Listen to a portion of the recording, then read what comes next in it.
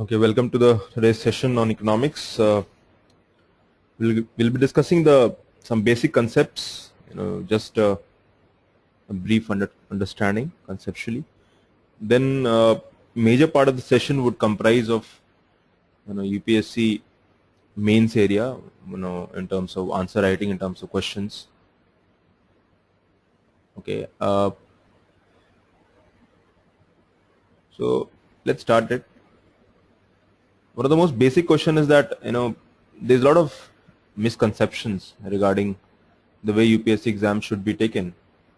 Well, before starting, we'll discuss the basic. We'll just take the economic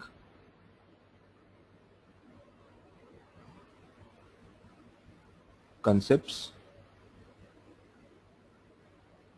Then, before economic concepts, we'll start with we'll discuss the UPSC answer writing area.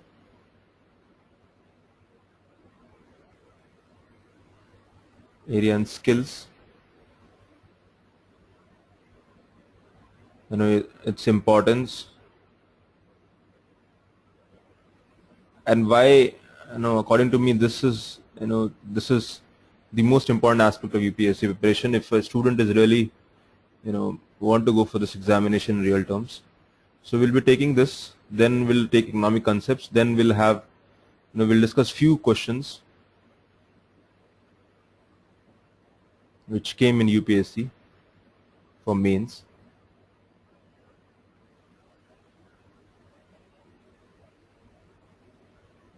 So there are 2-3 questions we'll discuss, and then finally I'll give 2 questions for assignments.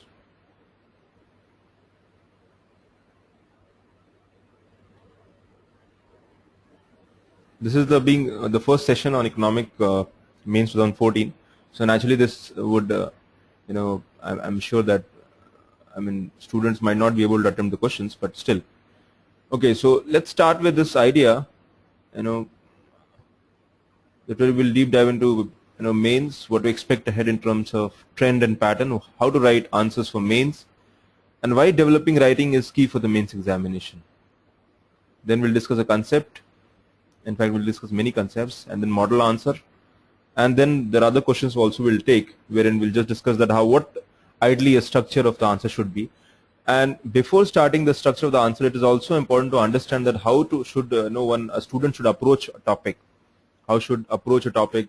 What should be in one's mind when they want to go for examination like UPSC? Because see, UPSC is a competition which requires a lot of planning, and if you have the right plan in place, believe me, this competition is very much under your control. It's just that there's consistency is the key. That is one aspect, and the another aspect is that some time is needed. So that is that you want to go for any other competition that the bandwidth, the frame in which you have to prepare is less, firstly, and secondly, the time limit is there. But however, in this examination, the time limit is it requires at least 1 or 2 years of preparation.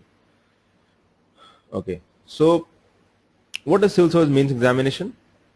Okay, as per the present pattern, there are 9 papers in which 7 are taken for the final evaluation. Okay, there are two other papers. There are English and language paper, which are equally important as they are of qualifying nature.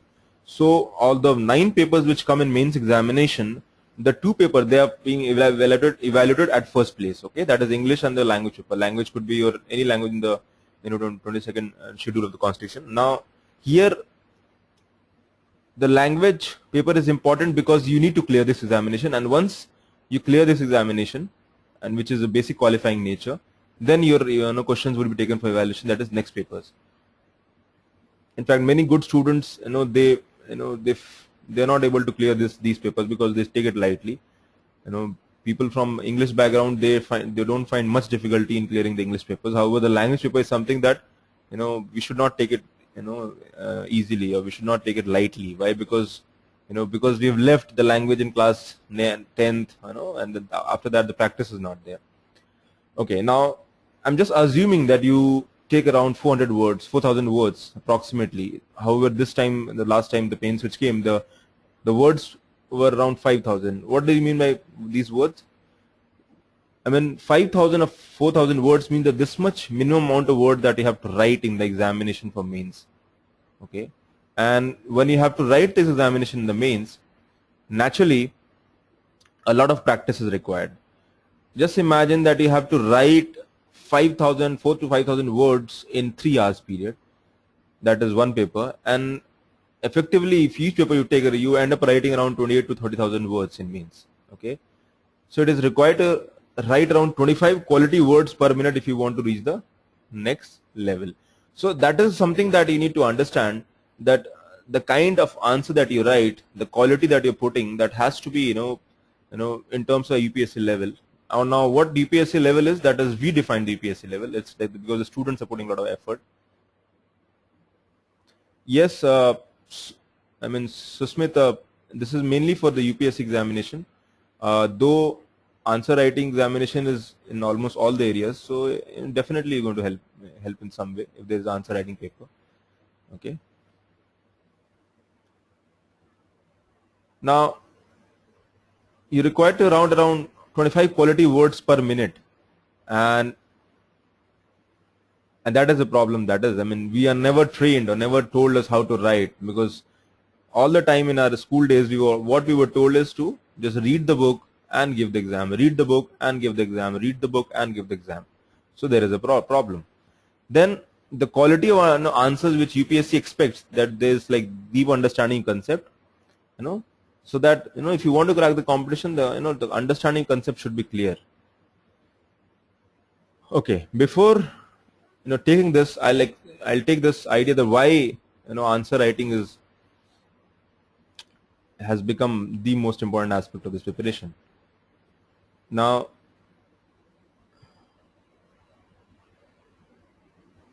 first of all, if you start with UPSC preparation, the agenda should be that you were preparing for UPSC as a whole. That is the first thing. Okay, that means you're studying, that's okay. You study and you develop concepts. Concept development takes place, or you enrich your concepts. But answer writing should also be parallelly.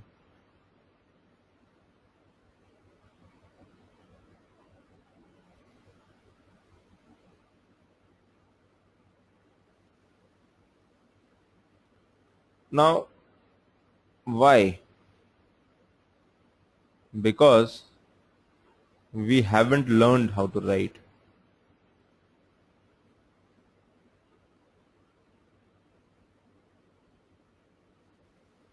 We haven't learned how to write. We were never told how to write. We were never, gave that initial momentum or push how to write. Remember in school days, we never ever, the examination, and never ever, there was, teachers or even the mentors or even the curriculum. I personally, blame it mostly on the curriculum, that they were never expected the students to think out of the box. They never allowed students to, reach out of the textbook. Try to develop your own understanding. Try to put things in perspective in which you would like to see things. And that is where UPSC is different. They're not asking about they're not asking about what is the concept. And they could ask, but again they're more concerned about how do you understand that concept and how you are able to put it in a simple language way. That's the first thing. Second thing is, what is the contemporary relevance of any question? Okay. We'll take this one, the question come. Let's take the areas of discipline. Now you can see essay. I would assume that essay paper has around 2,000 words at the max. You can write more if you want to, but 2,000 word is okay. But essay is only one paper in examination in which there is no word limit firstly, and there's ample time to write. So this essay paper is something that would juice all you have in your mind, understanding. It reflects your personality, how you are able to put your words, what your attitude is, what is your attitude and approach towards different things in life or different issues in life. What is your entire perspective in which you are thinking? That is essay. So that is why essay is very important. 250 words you can easily score, and a student get from 50, 70 to 150. That is the range. So just one paper, if you have a good concept development, if you have good understanding of issues, if you have your own, if you are positive, you're optimistic, you're problem solving, all those things, would come in essay. Basically, it will reflect your personality. So essay, that is the first thing. Now, then there are 4 papers of GS. I assume that you write around 4,000 to 500, 4,000 to 5,000 words. So I have taken a midway, that is 4,500. So you can see here. Then there are 2 papers, option paper 1 and option paper 2. Again, there are 4,500 words. Okay. So effectively, you're writing around 28,000 to 30,000 words. So that is why practice is the most important aspect. In fact, all my students, when they first meet me, I tell them that you should start writing, you start thinking. That is something that is the first step for UPSC preparation. Knowledge acquisition, that process should go on parallelly, but answer writing and thinking should also go parallelly. Because once you develop the perspective, things become easier. As I discussed, because paper goes for subjective and mains, so that is why civil service goes for subjective and mains. Now that entry level, they want, ideally even before when the prelims was not introduced, the UPSC papers were subjective in nature. However, due to the number of students, they brought in the objective examination, that is prelims, just to filter the students so that they have a limited number of papers to check. How can you imagine that the students, you cannot imagine that they have 5 lakh copies subjective papers to check. So you cannot, it's practically impossible. So they want to filter the best students among them through a process of preliminary examination, so that you get a number of students like 12,000, 15,000, and then they'll go for mains. Now question is, why subjective paper? That is first is, see, you're going for public service, and when you're going for public service, they want to see whether you're suited for that role, and they have certain parameters in which they want to check. Now, as you have an academic background, you have understood things, and you have read things, or let's say you have developed that background. So first thing they want to check, what is your personality. Okay, so the first thing they want to see your personality. Now personality only through words. Remember, it's only words, and words all I have. Okay, so the words you put, the way you put, is something that will define your personality. Second is the brevity, the soul of wit. Brevity, the soul of wit. That means that how you can put things in a precise, in a concise, in a brief manner. That is what is they are testing. You put it, they'll ask the same concept to put it in 20 words or 200 words or 2,000 words. So that is what, they're testing your intelligence, that how well you have understood, or if you have understood, can you, briefly or precisely put it in few words. That is what they're checking. Then, because when you go in administration, there are issues, there are, you have to do a lot of reading, you have to do a lot of writing, you have to do a lot of work in which involves a lot of reading and understanding issues. So naturally for that, it is important so that you are able to juice out the important areas. Let's say you're reading a policy document. The policy document would not be of 1 or 2 pages, it will be 200 pages.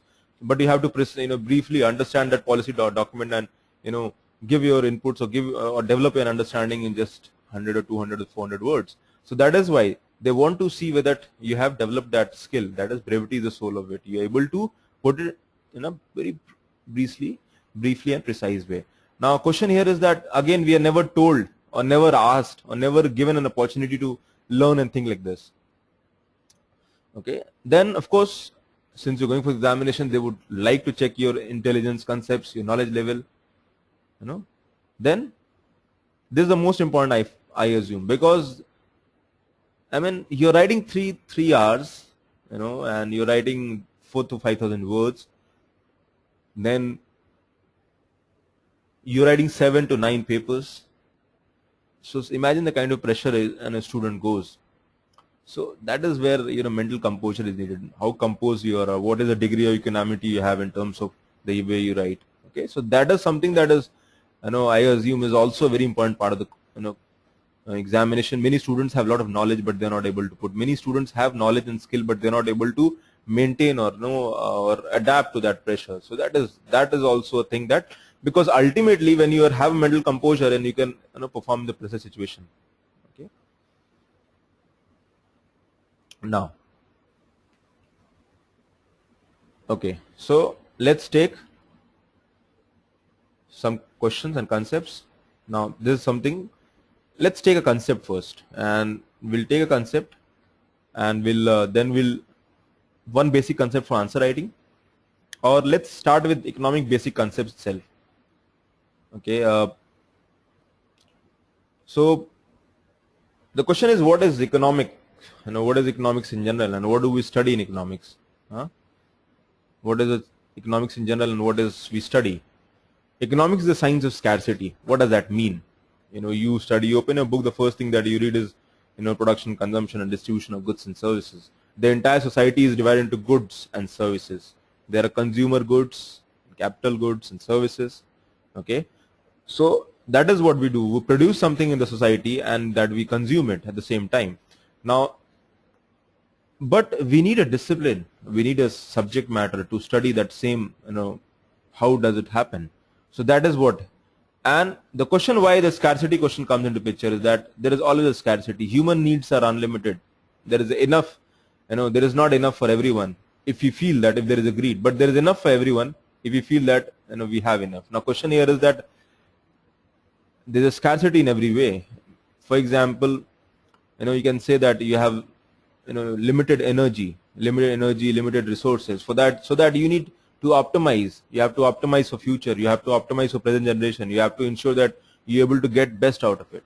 Okay. So scarcity is a condition in which our wants are greater than our limited resources. Since we are unable to have everything we desire, we must make choices on how we will use our resources. Understood? So we have to take a choice, and when we make a choice, we have, we have to make among the choices that we have in terms of resources.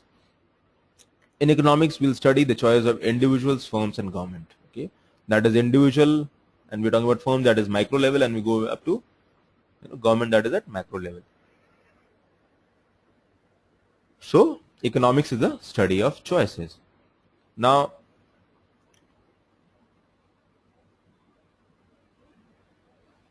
let's take an example. I'm sure most of you are working or you're preparing for examination. Okay, so we need to understand that, let's take a very normal common example. You must choose between buying jeans and buying shoes. Okay, now business must choose between how many people to hire. Government must choose how to spend on welfare. You have certain amount of money and you want to go to the market. Let's say you have 5,000 rupees. Let's assume that you have 5,000 rupees. Now since you have 5,000 rupees and you want to purchase 3 pair of jeans, okay, I know you have to go to a party, and rather 3 parties. Okay, there are the number of parties, and you have to make a fashion statement. Okay, you have to make a fashion statement. So naturally you would like that each pair of jeans should be different. But you have 5,000 rupees. Ideally a good jeans, good brand jeans, would cost somewhere around 2,500 to 3,000, 3,500, anything. So you look for options. You would say that my budget is from 1,500 to 2,000 for each pair of jeans. Okay, so naturally there is a challenge. Okay, that is a budget for each pair of jeans. So that is the option you have. Then what do you go? Then you say that, can I have jeans, this option? Okay, then you'll say that maybe I'll look for some brands which come in this range. But at the same time, you are brand conscious as well. So you say, let's say I'll go for some good brand having some kind of sale. Okay, and then finally you purchase 3 pair of jeans, taking all the options that you have in terms of brand, in terms of sale options, in terms of discounts, in terms of all the things that you have, and finally you make and you purchase. You purchase 3 pair of jeans, but while purchasing 3 pair of jeans, you'll assume, or you will rather give, weight, or rather choose those jeans which will give you maximum satisfaction. Okay, maximum satisfaction under this amount. Okay, that is also a limit, right? We cannot go and purchase some, because you have 3 pair of jeans, and that is, so you would go for something that will give you maximum satisfaction. And this is what, there's a scarcity, and there's a scarcity, but you're choosing within that scarcity, you're going for the best option that is available for you. Okay, so business, you must choose between buying jeans or buying shoes. You must choose between how many people to hire. Government must choose how to spend on welfare. Okay, government always, talk about country. They always have limited resources. They always want to go and have more resources. They always want to create a situation or understanding in which they can go out and reach out, okay, and find ways in which whatever they spend on welfare should be economized and should be able to do in a much better way. Now, economics is social science concerned with efficient use of limited resources. As I said, resources are limited. That is why you have to make sure that you would choose or you would go for that economic decisions which will give you maximum satisfaction of economic wants. And study of how individual and society deal with scarcity. So we talk about individuals and societies. So economics not only takes into consideration about individual at your level, but at every level, from government level up to coming up to very basic individual level. Okay. Micro, there are two aspects. There is microeconomics, which take about small economic concepts where individual firms, industries have been taken, labor market, personal decision making. Macroeconomics, we take up as a whole, economy as a whole, in which we talk about economic growth, government spending, inflation, unemployment, what should be the role and policy of the government, what kind of economic decisions government should make, how the resource should be utilized, what are the best way to get the maximum satisfaction out of it, what should be parity in terms of resources, which are the people who maximum, whose parities are more than the other people. So all that thing, and how do you generate, increase the value of goods and services of the entire country. Okay, so that is how we take.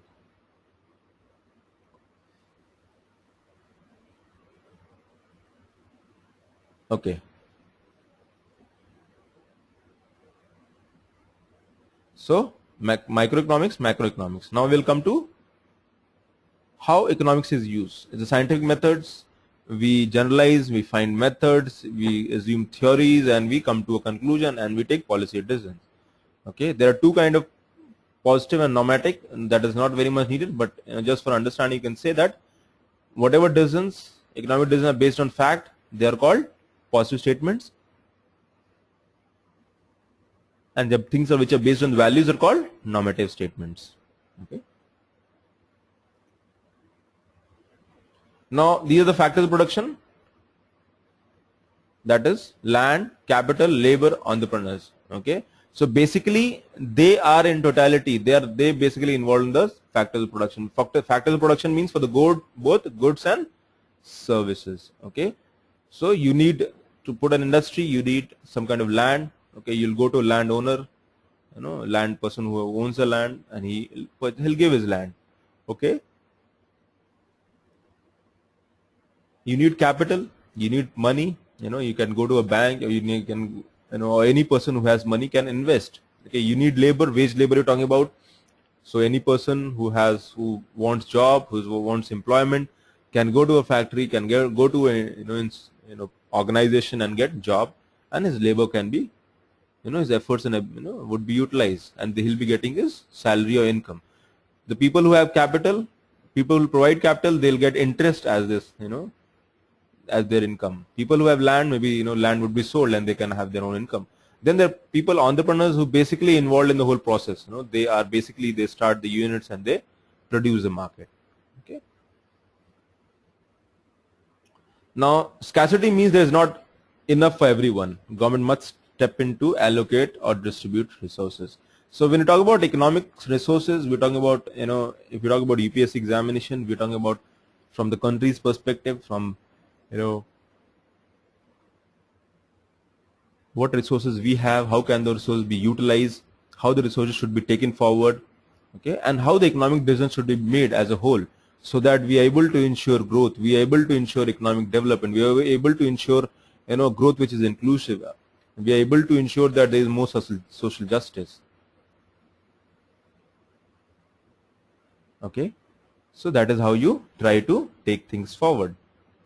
Now there are another few pages have been basically I'm discussing about market economies, but again that has already been taken in few sessions, but I'll just take the market economy decisions.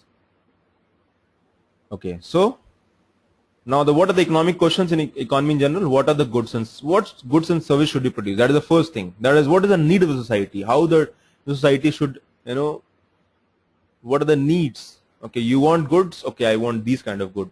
When I talk about in that good, the priority of different places would be different. A country, which is a tropical country like India will have a different, needs. On the contrary, a country will be in the equatorial region where there is high rainfall, they might, seek for different kind of goods and services. Okay.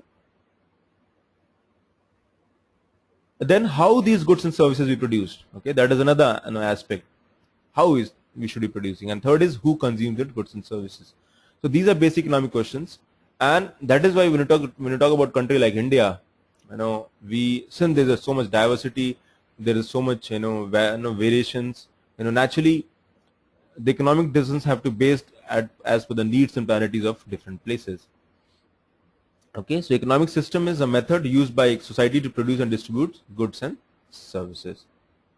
Okay, quickly we'll just take, as we know, economic system are three, that is centrally planned economy, mixed economy, and a free market economy. Okay, so we were a mixed economy. Today also we are moving more toward capitalist economy. However, we still have some semblance of mixed economy.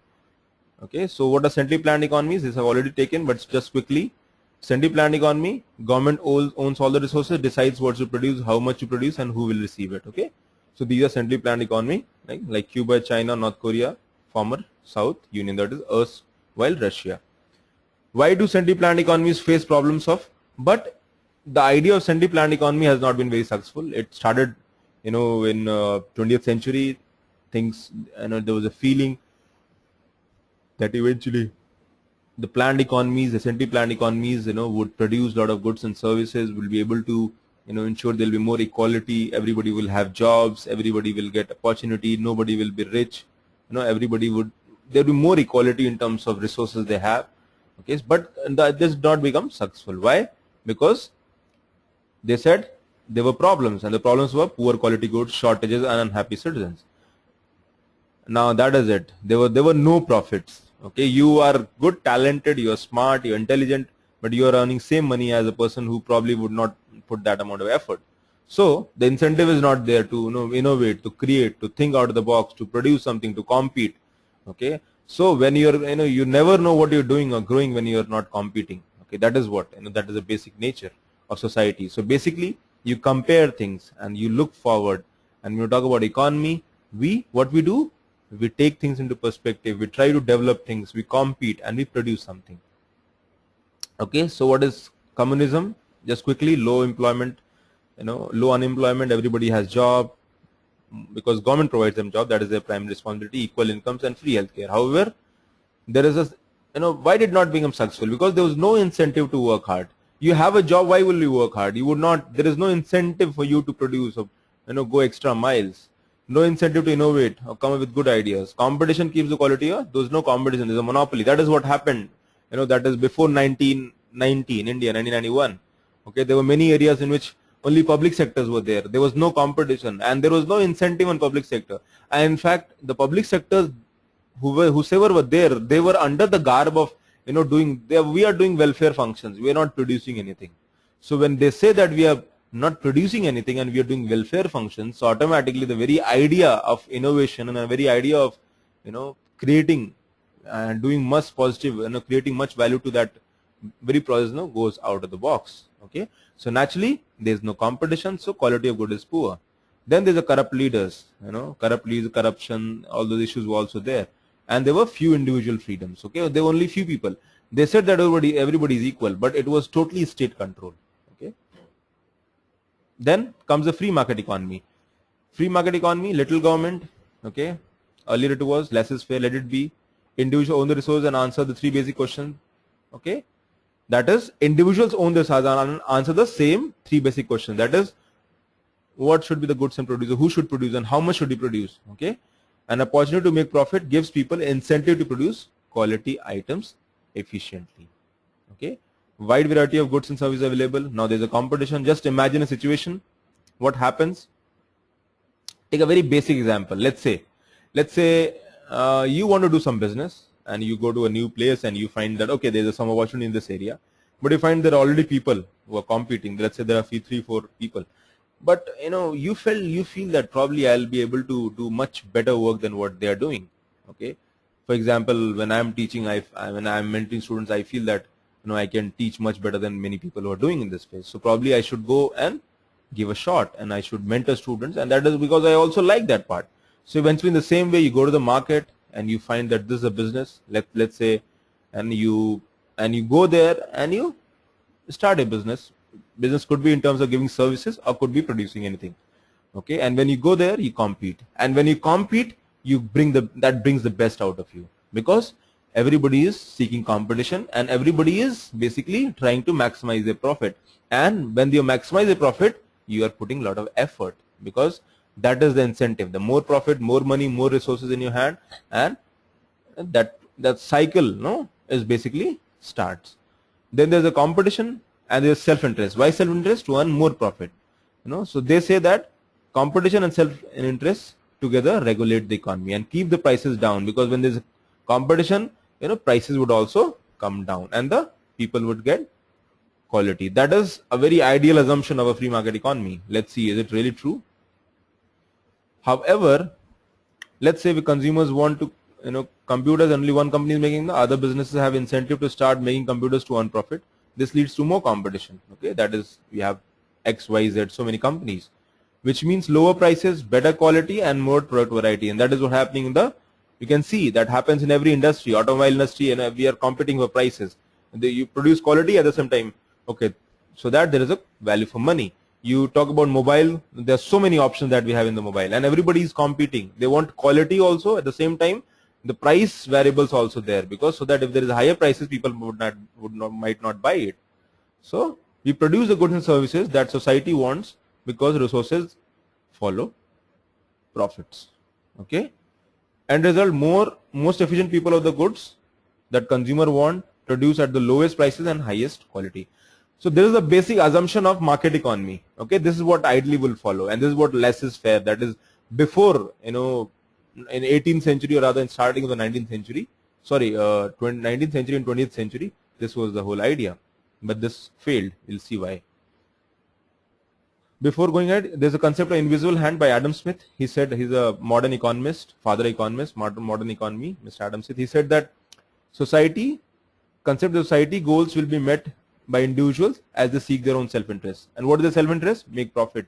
That means you're working the society and you want to make profit, but you produce quality also, because there's a competition. And when you produce quality, ultimately what happens? Ultimately, the profit, the idea of making more profit, you produce quality goods, but those quality goods are reaching the society. So ultimately what happens? Society is being benefited. So you're working for the interest of society. Okay. So they said that profit seeking producers will make more. Competition between firms result in low prices, high quality, and great efficiency. Government does not need to involve, since that needs of society are automatically met. Competition and self-interest act as an invisible hand that regulates the free market. So they said there is a competition and there is self-interest of making more profit, and that acts as an invisible hand which regulates the free market. Okay, the difference between, you can see North Korea and South Korea. You can see North Korea is GDP is 40 billion and South Korea is 1.3 trillion. That is almost 32 times. You can see this North Korea all red or light, at night. Okay, so that means the economy is growing. They have industries, they have infrastructure, all those things. Okay, so there is a circular flow model. We'll come to that. Let's take some concepts.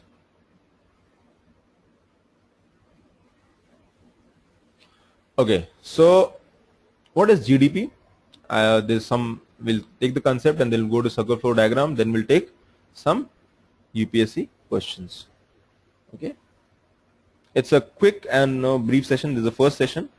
Okay, so we'll have one or two more sessions on basic economics.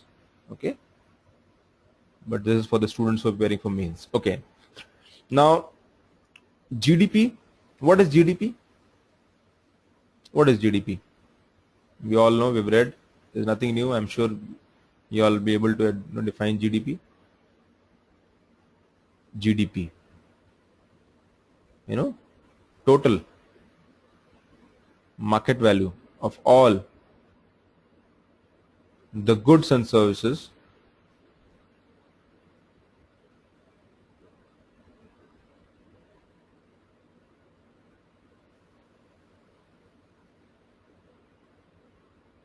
okay, so that is GDP. Let's see its definition. Measures the aggregate production of final goods and services taking place within the domestic economy during a year. Now it says produce in an economy that is within the country, within the country's boundary. So that is okay. For example, a citizen of India working in Saudi Arabia may be earning her wage, and but it will be included in the South Arabian GDP. So that means anybody, irrespective of their nationality, that is they are within the country's boundary, but they are earning. Okay, they are earning. That is, they are creating value for the society. That is within the country's boundary. But legally speaking, she is an Indian. Is there a way to make into account the earnings made by Indians abroad or by the factors of production owned by Indians? So we're talking about factors of production. Okay, so not only the people who are there, but let's say Mr. Ambani has a different plant and across the world. Mr. Bharti Mittal has a presence in Africa. Mr. The PSUs have their presence in different part of the world. Okay, Tatas and Birlas and everybody. Okay, so they have their factors of production as well there. Okay, so we're not about Indians, but Indians who own these factors of productions. Okay, so when do we try to do this? In order to maintain symmetry, we must deduct the earnings of the foreigners who are within our own economy. So they say that is GDP. That is, you're talking about GDP. It's good. You're talking about country's economy within the boundary. However, what about people who are NRIs or people who are people of Indian origin who are doing a lot of good work and they're producing because ultimately they're also producing something and probably they bring that money also in the country. So let's say let's find another concept which will include the people in those in that spectrum. Okay, so what we say, we must deduct the earnings of the foreigners who are working within our own domestic economy. So we talk about only about Indians, that is country nationals. So naturally we'll take them into account. However, we'll exclude the people who are working in our own country. Okay, that is the people. I mean, they are foreigners or people who are from outside, because we're just talking about the nationals. Okay, or the payments to the factors of production owned by the foreigners. Okay, for example, the profits earned by Korean owned Hyundai car factory will have to be subtracted from the GDP of India.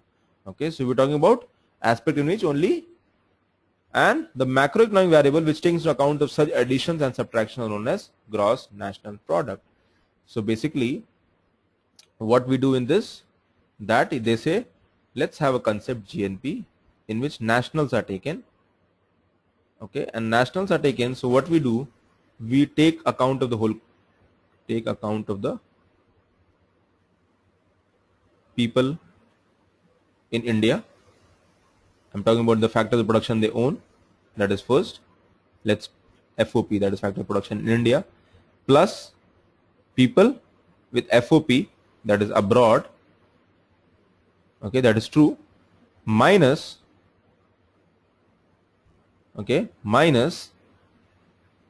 FOP foreigners.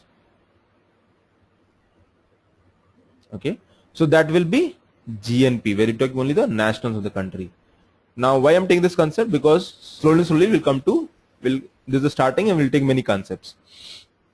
So GNP is GDP, okay, factor income earned by domestic factors of production employed in the rest of the world. Okay, so that is it. We are talking about rest of the world. That is, we take GDP and we add, that is, factors earned by the domestic factors of the production by rest of the world. But in this GDP we have people who are from outside the country also. So factor income earned by the factors of production of the rest of the world employed in the domestic economy. Okay, that means factor of production or factor income that is earned by people who are not from the country. Okay, so because we're talking about GNP, gross national product, only, which talks only about the nationals of the country. Okay, so GNP is GDP plus net factor income from abroad. So it could be negative or it could be positive. Okay, many times GNP is higher than GDP. If we have more global presence, if there are more investment from our investment is more in the outside countries. Okay, the national of the country will have higher investment in the other part of the world. Okay, so there in that case GNP might be more than the GDP. Very good example is Japan. Okay, in Japan you'll find the GNP is more than GDP. Okay, because the Japanese country's presence is all across the world. So net factor income from abroad, what is that? Factor income earned by domestic factors of production employed in the rest of the world. That is all the nationals across the world minus factor income earned by the factors of production of the rest of the world employed in the domestic economy. That is, we talk about India, maybe there are many companies, Toyota or Hyundai, whatever GDP contribution is there, that will deduct, because we're talking about only the nationals. Understood? This concept is clear? Till here things are clear, guys? Because I'll take this because it will become little complex just slowly as we move ahead. So we have already noted that the part of the capital gets consumed during the year. Okay. So we have already noted that part of the capital gets consumed during the year during wear and tear. This wear and tear is called depreciation. Okay. So let's understand this. So we're talking about goods and services.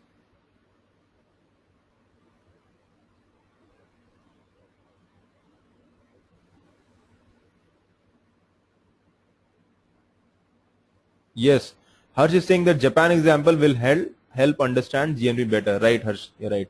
You understood the concept, right, Harsh?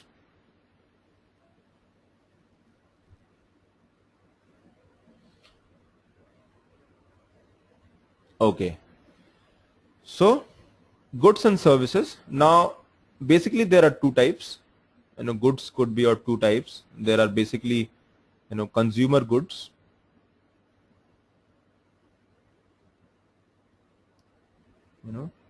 and there is capital goods.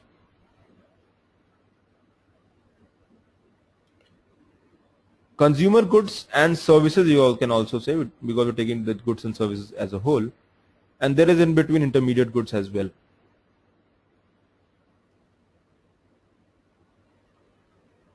Okay. Now what is consumer goods? Consumer goods which are consumed. Okay, and let's take example. You consume something, you purchase a pair of jeans, you purchase something, you buy something, you go to the market, and you're the final consumer, okay, of that amount. Okay, let's say you go and purchase a laptop, so that laptop would be with you. It would not go and circulate with you. It would not go and circulate in the market again. Okay, or maybe you feel after a few years that you want to sell it again, but that will be take it in a different way. But basically, the final goods and services, the goods is final, the final consumer, that is what we're talking about. We take into consumer goods. That is, if the same good goes to a restaurant, just understand this. If you go and purchase vegetables and you consume it, okay, so that is, you become final consumer. Okay. However, when you purchase by a restaurant and restaurant processes it, okay, and uses the machinery and everything, they produce something and then they sell it. Okay, so that means in that case that will be intermediate good, that will not be final good. Okay, so that is an example of intermediate good. Okay, so we always take about final goods. So when taking an economy to understand, we talk about only the final goods. Okay, final goods. So these are consumer goods and services also. Okay, I mean whatever services we are getting, that is in form of intangibles are in terms of services. You go to a bank, you get services. Then, so understood the intermediate good, and then there are capital goods. What are these? These are called heavy machineries. Let's say you go to a big plant, there's a huge machinery, there's a lathe machine. Just take example, there's a lathe machine which is used in making small little items which are being sold in the market. So basically that machine is used, and that machine is used to produce something. So it's like the machines which are used to produce machines, or machines which are used to produce in volume something. Let's say you go to a factory. Let's say the vehicles are being made from a factory, a car is being made from a factory, but you have 10 machines which are producing those cars every day. Okay, so those goods would be called capital goods, and these are very important for a industrialized economy because they are the base of the economy. And that is how this is a major classification of goods and services, that is that they are into consumer goods and services and capital goods. Now consumer goods and services, it's okay, but let's assume the capital goods. What happens with capital goods? With capital goods, let's say you purchase today some capital, you're opening a big factory, you have put a big plant and you have some capital good. Okay, and that capital good has certain value. Let's say you have a machinery of 1 crore, but after 1 year, what happens? The value goes down. Why? Because firstly it's old, secondly there is a wear and tear. Okay, maybe you'll go for annual maintenance, all those things, but eventually the price let's say goes down, depreciate by 20%, that is it will become 80 lakh. Okay, I'm just talking about machine. So there's a depreciation. So when you talk about the country's economy, capital gets consumed in the year during the wear and tear, and this wear and tear is called depreciation. Naturally, depreciation does not become part of anybody's income.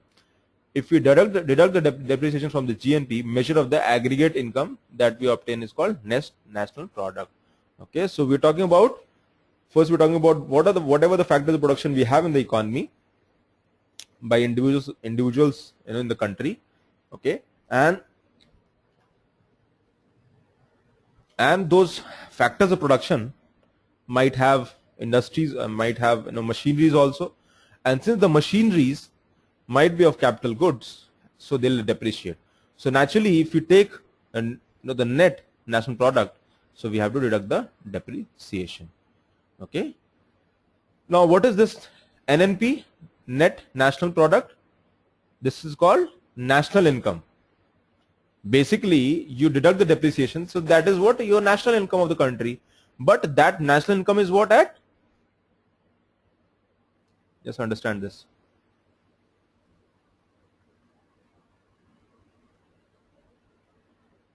Yes, they are included. Harsh is saying when we talk about consumer goods, are we taking about majority about FMGC, consumer durables? So both.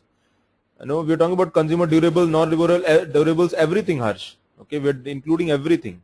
Okay, just in fact the whole goods have been divided into consumer goods and capital goods. That is how you have to see things. Okay, so basically there is NNP, as I said. NNP is nothing but GNP minus depreciation.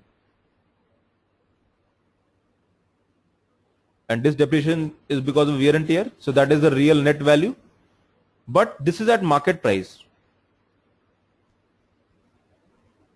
Okay, so they say that this is a national income. Okay, NNP at market value equal to national income, but this national income is also at market value. But I mean, is it the real value? Is the market value, right? But market value has something. You have to produce, if you want to get it value at the factor cost, means at the real values, you have to do something. Okay, so you'll reduce something. Government take taxes. Let's say you purchase something, so the taxes are included already in that. So they are inclusive of taxes. But if you want the real value of that good, what you will do? You will reduce the taxes, that is indirect taxes. Okay, but there is another thing. The indirect taxes have been excluded, but maybe it happens that you are producing something, you are getting subsidies from the government. You want to start an agricultural activity, you get subsidy from the government. You want to start a plant in MSME sector, small, medium, or micro sector, government gives you subsidy, provides you with certain kind of money, certain kind of inputs. Okay, so you have to reduce that also, right? Because, or rather you will add it. Okay, mean the subsidies would be added, because that is something that is, and the final value, if you get the final value which is not at the market price, that is at the factor, that is called the factor cost. Okay, so that will be include the subsidies. So basically So this will be what will happen. This will be national income at factor price, factor cost. Okay, that means NNP at market value minus indirect taxes. Okay, if I take this bracket outside, subsidies. Okay, so that is it. Let's see. NNP at factor cost, national income or NNP at market price minus indirect taxes and plus subsidies, but because we have taken the bracket outside, this will be minus. Okay, so basically that is what the factor cost gives you the actual value, and you have to reduce the indirect taxes from that. So NNP at market price minus net indirect taxes. Okay, so net indirect taxes, if I say that indirect tax minus subsidies will be net indirect taxes. So understood the NNP at factor cost. Okay, that is this, and what this NNP is? This is a national income, and that's national income, excludes the market value also. Okay, we are talking about actual national income. But let's go further. Breaking the national income to several categories. Okay, we discussed GDP, GNP, NNP, and national income at factor cost. Okay, let's try to find the expression for the part of the NI. Okay, that is personal income. Let's say we talk about individuals, right? So let's talk about personal income. Now, in a society, we have people, we have individuals, and we talk about, there are many profits. When you talk about national income, we're taking all profits that we have in the country. However, when we go to individual level personal income, you would find there are certain profit which is not distributed. They are with the company, or they are not being, they do not come to you. So naturally that profit will call it as undistributed profit. Okay, so you reduce it from national income. Then there are net interest payments made by the households. Okay, you might be paying some interest, maybe you have taken some loan or something like that. Okay, so you'll pay that interest payments. Okay, then there is a corporate tax. Okay, because the corporate tax also has to be excluded because that's a tax. Okay, now indirect tax we have already excluded, then we'll exclude the corporate tax. Okay, so we talk about personal income. So in personal income, corporate tax doesn't come. Then the transfer payments to the household from the government and firm, this will be added. Why? Now undistributed profit doesn't come to individuals, so that's okay. We are removing it. Net interest payment by the household also doesn't come, so we are removing it. Corporate tax also removed, but they are transfer payments. Okay, what are the transfer payments? Like, let's say you get scholarship, you get pensions, so maybe that will be a kind of a transfer payment to the household from the government and firms. So that will be personal income. Now, is this personal income the true income? Let's take it further. However, the personal income is not income over which households have to complete say. They'll have to pay from. So we removed that corporate tax, but we didn't remove the income tax, right? So we deduct the personal income tax, that is income tax, for example, and non-tax payments such as fines. Okay, so maybe you paid some fine or something. That is also, because that also, even though it's a small, but it's also a part of the economy, because we're talking about the whole country. We're not talking about personal income of the whole country. Okay, at individual level, we obtain what is known as personal disposable income when we reduce the income tax. So that is personal disposable income. All the taxation, everything removed, and that is the income left with you. Okay, you'll feel that no government, no exploits her. They takes everything. Okay, so what is personal disposable income? Personal income minus personal tax payments minus non-tax payments. So that is basically personal disposable income. Now we can see this picture. There's a diagonal representation of subcategories or aggregate income. So you can see GDP plus net factors income from abroad. Okay, we add this, we get GNP. Now in this, NFAI could be net factors income, could be negative or could be positive. Okay, if we talk about Japan, the GNP could be higher than GDP. We talk about India, we don't know. Maybe maybe today the GDP is higher, but tomorrow the GNP would be higher. Maybe when Indian presence today GDP is higher. Okay, so that is GNP and GDP relation. Then further we go, and we from the GNP we reduce the depreciation D. Okay, this line could not. Just line is just this line might not be equal. Okay, so this is depreciation, that is NNP at market price. Okay, so that will be net national product at market price will come, will we depreciate the, well, the depreciation from the GNP takes place, then we get the NNP. Okay, then again the same thing, we're talking about at factor cost, in which the taxes and all those things are not taken. So indirect taxes minus subsidies. So it will be national income, that is net national product at factor cost. Okay, then comes personal income. Okay, so in this personal income we have to reduce what? We have to remove undistributed profit, UP, net interest payment by household, NIH, okay, corporate taxes, CT, okay, and transfer received by households. So you get some transfer received from the household, okay, that is pensions or something like. So the personal income becomes this part. Okay, then finally we want personal disposable income. So we reduce transfer received by households, okay, sorry, personal income tax payments, that is, and non-tax payments. So you get personal disposable income of the whole country. You divide by the population, so you get, maybe you'll get the, what is the income at individual level. So this is a whole diagram. I'll send this mail to you after the class. Okay, tomorrow, by tomorrow the team will send it to you. Understood this concept? Is it clear? I just took this concept because many students, they ask me, I don't have the basic understanding of this concept. They make small little mistakes in prelims as well as in mains. Okay. Now,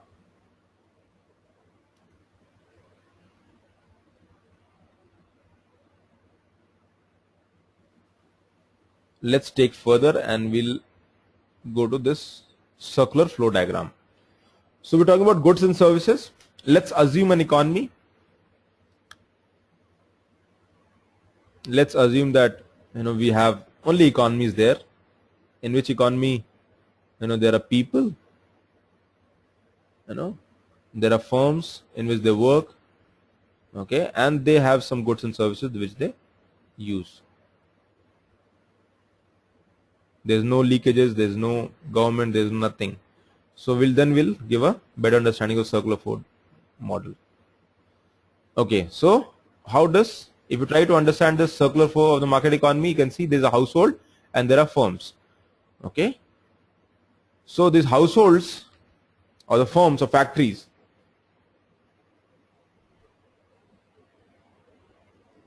you can see this firstly easily.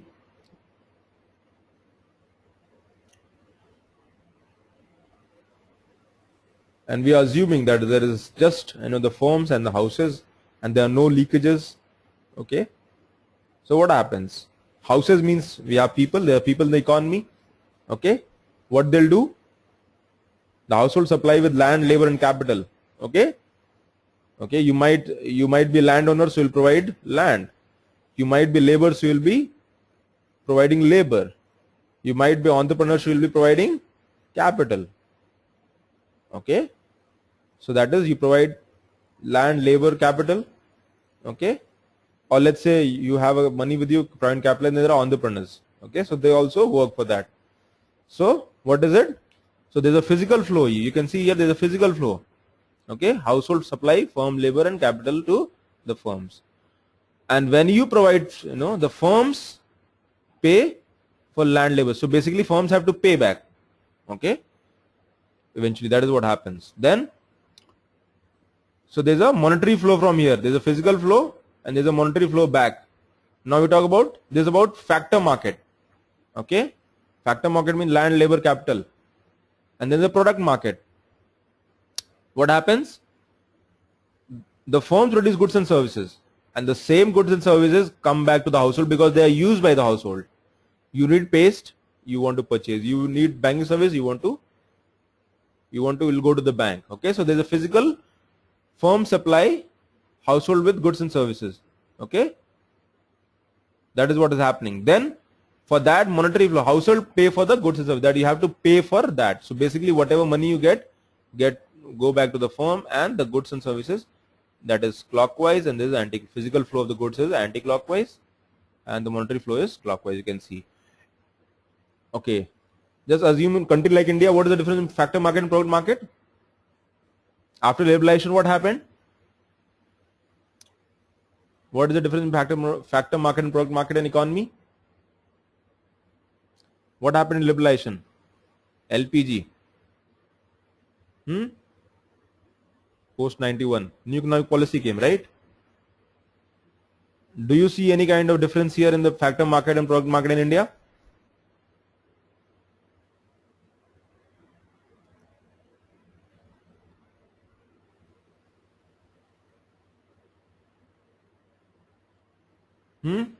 Capital. Pushpin is saying capital. What does that mean, Pushpin? Capital? Okay. After liberalization, basically our product market were liberalized. Okay, they were liberalized. But factor market are still not liberalized. Okay, land, labor, capital, not fully. Okay, land, there's a problem with land acquisitions. Okay, labor reforms are not there. Capital account convertibility in the international trade, partial allowances there. For current account, there is a full convertibility, but for capital account, there is a partial convertibility. Okay, so the product market have been liberalized in the economy. However, the factor market have not been liberalized.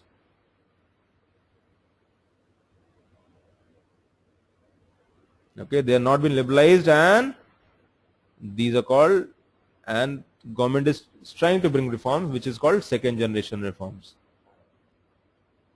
Okay, so they want to change the factor market. Understood this concept? Okay, so factor market and product market, is it clear? There is a circular flow of how market economy works. Okay, there is an interdependency. You work for the firm, they pay you, and the firm produces goods and services, you also pay for that, and that cycle goes. Okay,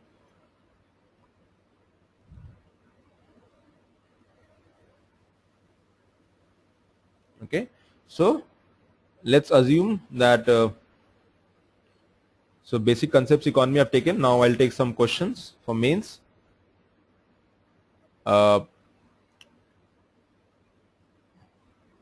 Okay, so we've already understood concepts, mixed economy concepts. So let's we'll just take this concept, and we'll just, after reading the concept, let's say how we'll write the answer, and then I'll take few more questions. Okay, there are 2 questions I'll take more. Okay, and then we'll discuss them. Okay, how we should be approaching and the answers. Now this is a mixed economy. Okay, you can see here.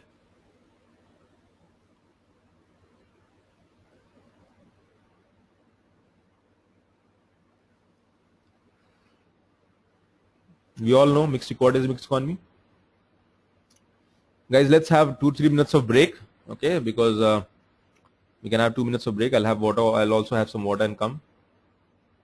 Then we start again. Okay, then we'll focus on the mains answer writing.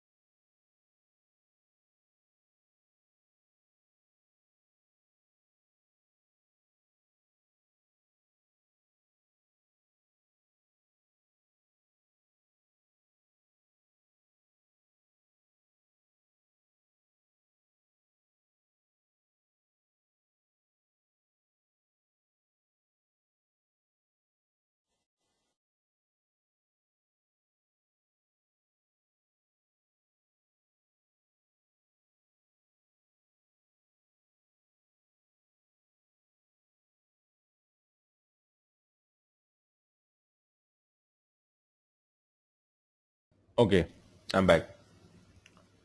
Yes, I had muted Nitu for 2 minutes. Okay, so this is so what is mixed economy? We have already studied, nothing new about it. Let's say you understand the mixed economy. We took the planning, all the sectors controlled by government. Okay, and there's what planned economy. But in market economy, it is the opposite. State has minimum role, and India opted for midway.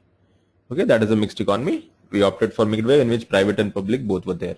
However, there were limitation. Private focused on the consumer goods and all the basic critical industries, the capital goods industries, all were taken by the central government.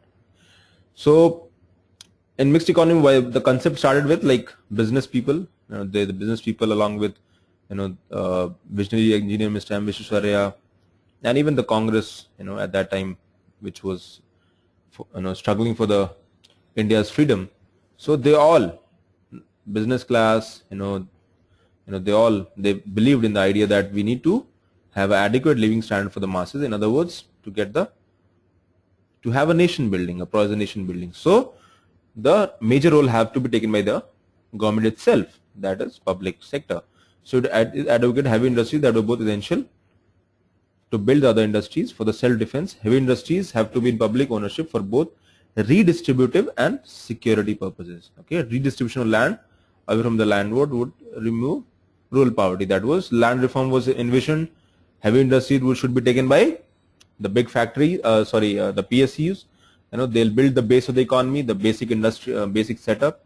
Okay, and they'll also the focus would be to ensure social justice, that they'll be redistributed and security purposes. Okay, so that was the aim. So in a mixed economy, combined both the features of capitalist economies and socialist command economies. There is a regulated private sector. Okay, though it has been come down since liberalization, even though it is, and public sector controlled almost entirety by the government. The public sector covered areas which were deemed too important, not profitable enough for private sector, like railways and postal. Okay, and since independence, various phases of nationalization of such as banking, bring them into public sector.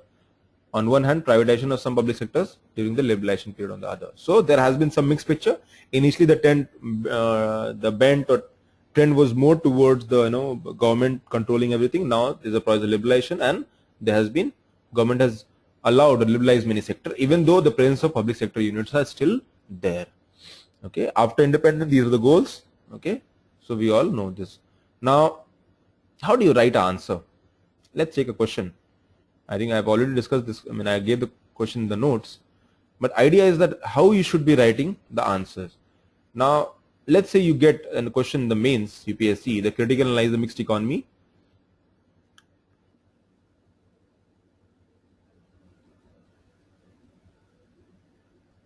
Let's say get a basic question.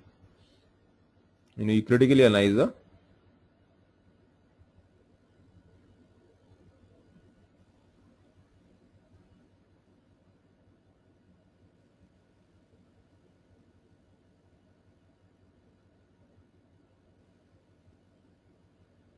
okay. How do you critically analyze it? First, you need to explain what mixed economy is. That is, you explain the mixed economy. Okay, it's mixed economy along with the reasons why it was adopted.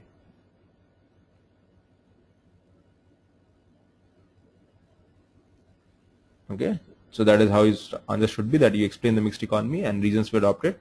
That is the first part. Second part is you cover the aspects of mixed economy.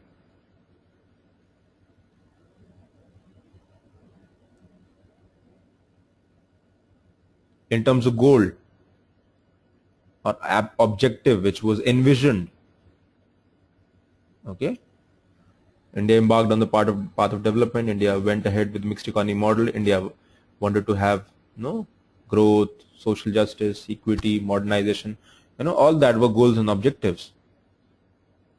Then, since mixed economy, that was also there was inclusion of private. So you cover all the aspect. Then you discuss the challenges or problems, because we're talking about critically analyze. So we need to understand mixed economy, the basic understanding, covering the aspects of mixed economy in terms of positives. Okay, and there were but they were, if you talk about critically analyzed, means there's some issues, there were some problems, there were some performance issues, or there's some, maybe it was not, it did not produce a desired result. The efficacy of this mixed economy model has been in question. Okay, so that we'll have to give all the problems, all that Hindu rate of growth was there, public sector losses were there, was bureaucracy, it was government-led development, bureaucratic-led development, there were inefficiencies, there were leakages, there were license laws, there's a maze of licenses, regulation, license laws, all those things. Okay, and then PSUs also didn't perform. There was a lack of, there were monopoly, there were lack of competition, there was no innovation. Okay, all those aspects, those the problems, and ultimately it all led to a situation that it became unsustainable. Okay, unsustainable in its original form. Remember, in its original form, as it was as was envisioned during the or just after independence. So there was, then you discussed about issues, and then what was done? LPG followed. Okay, that means the mixed economy is still there. Remember, the social goals are still there. Government is still ensuring social justice. Government is still ensuring modernization in some areas, space program, nuclear program. Okay, railways, all those areas, government is still doing their work. Okay, so there's economic, government is also ensuring economic growth through those aspects, even though the major part is being controlled by the private sector. But government, the contribution from postal services, the contribution from railways, the contribution from all the PSUs also in terms of profit, the foreign exchange earnings, everything. Okay, but yes, critically analyzing means that you criticize, but there is a there will be constructive element also, Neetu. We'll just come to that. So you discuss. Okay, and the challenges, the problem, then LPG followed. Why? Because it was unsustainable, and finally you conclude. Okay, and you conclude telling. Okay, now here it comes. You conclude, but it's written critically analyzed. You have critically and we have focused on the critical aspects as well. But when you conclude, you'll also talk about the positives of this mixed economy. Okay, that means all was not bad. Something good was also there. Okay, even though we went for reformation and we went for reforms, and there was a change in the economic structure of the country, but still, there were some positives as well, and that is how you'll conclude that the positives as well as and whatever the path of growth we have been maintaining should be done. Okay, so that is how you try to. Now let's see what is the model answer that we have written. Critically analyze the mixed economy model developed in 200 words. Development and nation building in independent India was ushered under mixed economy model, which combined the features of both capitalist market economies and socialist command economies. So that is how you start with. Public sector covered the critical areas of basic industries of economy like capital goods, example iron and steel, while private sector were allowed to operate under control and regulation like consumer industries. Thrust was to ensure industrialization, modernization, import substitution, economic growth along with improvement in agriculture, poverty, unemployment. Okay, so we have all covered what are the goals and objectives. Model did provide the requisite momentum initially, ensuring food security, that is one of the positive, and development heavy industries. However, there were limitations too. See the tone. It is not very. Of course, there are challenges that also it's criticizing, but the words, it is not like you're not going to the extreme end. Okay, industrialization did not place as expected. Low growth. Then there is a failure of trickle down theory because the model was unbalanced itself at the first place. The mixed economy model, it focused only on certain areas. It did not focus on all the areas, all the sectors of the economy. Rather, it focused only certain sectors which they felt or which government felt could be necessary. Okay, and they'll build that, because we'll go further in this trickle down theory when we'll take more concepts of economy, that what exactly the idea of trickle down theory and where it came. Okay, Harrod Dahmer model was there, which from where it the consumption or model there, which is what it believed. So then there's a fear of trickle down theory. Trickle down theory means that the benefits of the higher development or the basic industries or industrialization would eventually trickle down to all the people. It led to license raj, bureaucratic control, and red tape. Okay, there was a lack of innovation, autonomy, loss of PSUs, monopoly of PSUs, affected service. There was high inflation, fiscal deficit, rise in poverty, unemployment, poor infrastructure, low technology development, balance payment crisis. There were currency devaluation also. So all these things, you can say they were the areas which mixed economy model could not handle, could not produce, because we wanted high growth, so it was not there. We wanted industrialization should be at a much higher level, but it did not happen. There were challenges. The bureaucracy was, what was the role of the bureaucracy? To ensure, bureaucracy was served as a means to ensure the ends of the development, but bureaucracy became end in themselves. There was a maze of license, the rules, there was a red tape, there's a control. Okay, so instead of ensuring that you become means to attain the ends, you become end in themselves. That is why the rules are there to facilitate, but the rules become end in themselves. And that is what happened. Okay, at that point of time. Then there's a lack of innovation because there was no competition. Okay, milk is being produced by only government factories, so there's no competition. So the quality is something that what they deliver, and also there's a problem of competition. There's a problem of underutilization of the resources. The capacity of the plant is 10,000 or 1 lakh liters every day, but they're producing only 50,000. So basically, but the plant underutilization of capacity, that would also lead to losses. Okay, that was also very high. Then there was a high inflation. Okay, high inflation was there because there was always a constraint of goods in supply. There were physical deficit because many times government resorted to deficits. Government had to to meet the expenditures. They had to borrow money, and that borrow could be from internal of the economy or the external economy. Okay, and if the external economy was there, automatically you have to pay back that money, and that you have to pay with the interest. In fact, a major part of the revenue expenditure goes into interest payments, which is a huge burden in the economy. Okay, that is called fiscal deficit. Then there was a rise in poverty and unemployment. Poverty, eventually the percentage might have come down, but in absolute numbers people under poverty line have actually gone up. Okay, so you can say that the poverty percentage might have come down, but actual numbers with poverty has gone up. Unemployment, hardly anything. Initially 3-4 decades, hardly any. What unemployment was there? Whatever came from PSU. But since we're capital goods industries, so capital goods industries means manpower, labor intensive factories were not there. So eventually the employment generation was not there. People would depend on the agriculture. Okay. Then there was a poor infrastructure and low technological development. Okay. You all know poor infrastructure, we could not ensure that. In fact, the very focus on infrastructure started from 80s. Okay.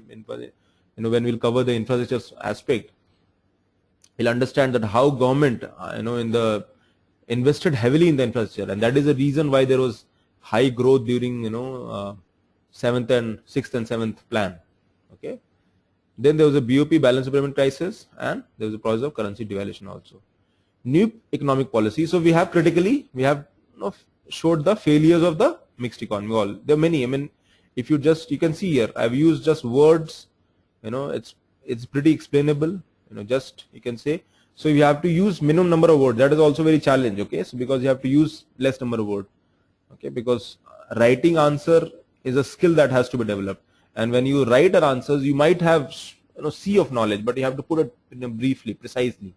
Okay, that is why maybe you have to use a mix of analysis with putting facts also in between. So new economic policy was unveiled. LPG led to major structural reforms in the economy, allowing the integration of Indian economy with the world, paving the way for LPG. Okay, with the aim that business of the government is not to be in business anymore. It opened vistas of new opportunity with high growth, employment opportunities, foreign investment, all those things happened. However, there are still challenges of jobless growth. Okay, so even though we have adopted, there were challenges with also there. Poverty, unemployment, price rise, which needs to be addressed to our inclusive development agenda. Now we come to the conclusion.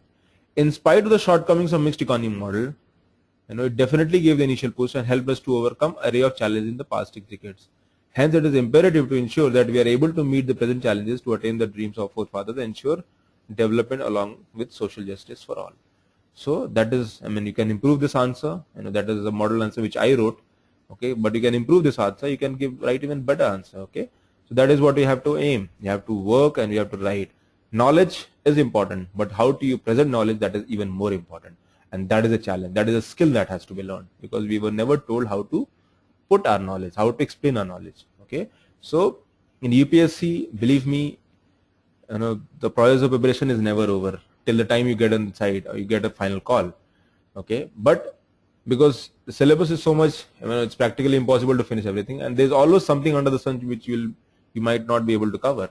But a smart work in which you focus on, mixed of having a knowledge, at the same time you're able to develop a skill, you can just, so that you can present the knowledge. Okay, you can, so it will help you to, build a lot of confidence. Okay, so answer writing is one of the most important aspects of the competition of UPSC. That is why, and the courses which I have taken, in which the answer writing will also go parallelly.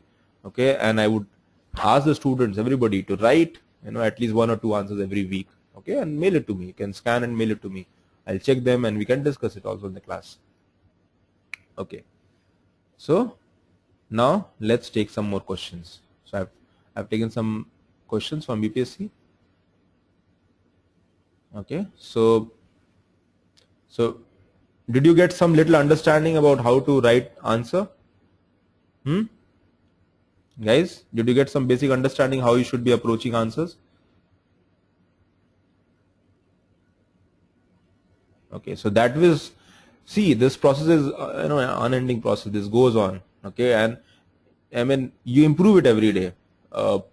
When I gave examination for UPSC, I wrote mains, I wrote interview.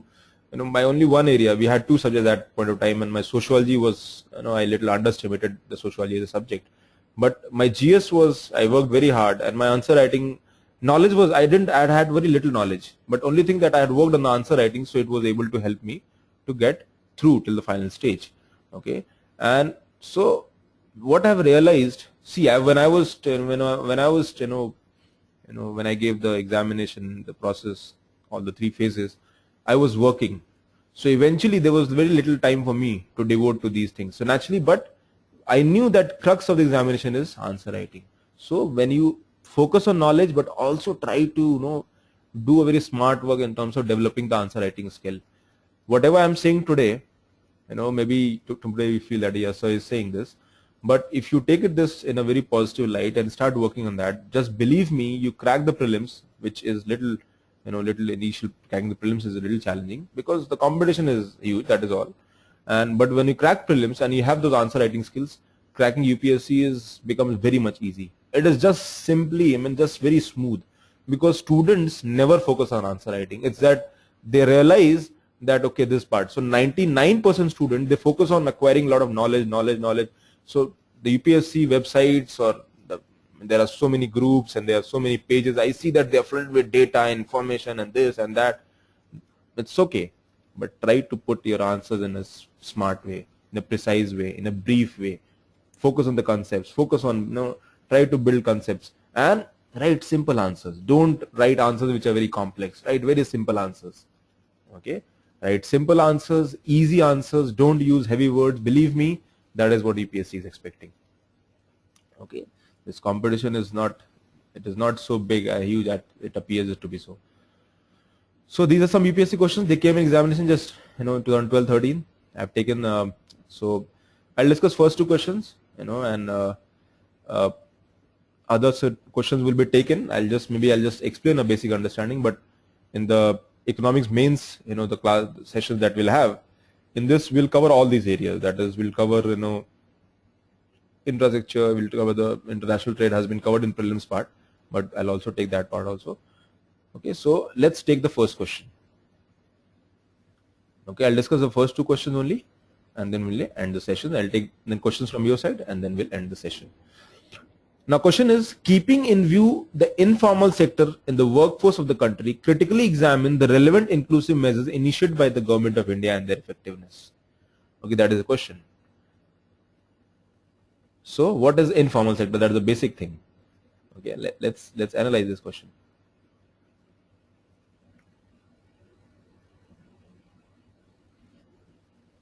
So, we're talking about informal sector.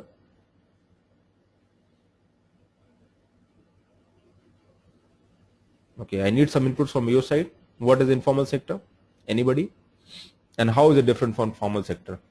How many people are working? Many people are working in my group, in my student group.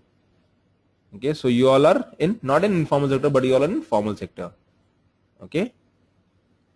Yes, Nitu is saying that people in agriculture. Yes, to an extent, most of the people in agriculture sector are in informal sector. That you're right, Neetu. Informal sector in India, informal sector, or or in unorganized sector, you can also say that, or unorganized sector. There's hardly any difference. So informal sector or unorganized sector. Okay, so unorganized sector are people who are not in organized sector. So they are in unorganized sector. Now who are the people in organized sector?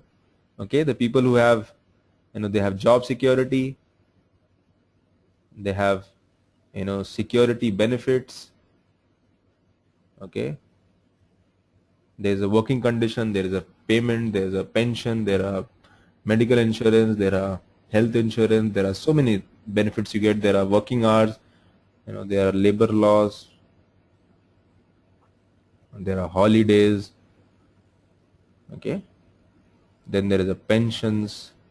Everything is defined, right? So you need to work, let's say, 50 hours every week or 60 hours every week, or let's say 5 days working 50 hours. That means 8 5s are 40, or 9, or other 10 you can say. So 5 days, so they have 40 hours, 40 working hours. Country like Germany, they have even lesser. Okay, they have 35 working hours, 35 hours working in a week. Okay, audio is not coming, guys. We have 48. Okay, thanks, Neetu.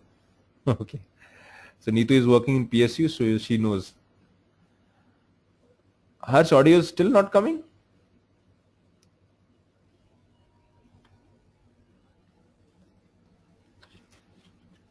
Audio is okay, guys, right?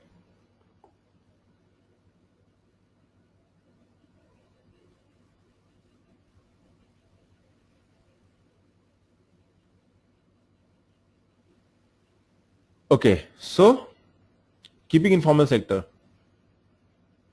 Now, basically, they are more than 90% of the people are in informal sector.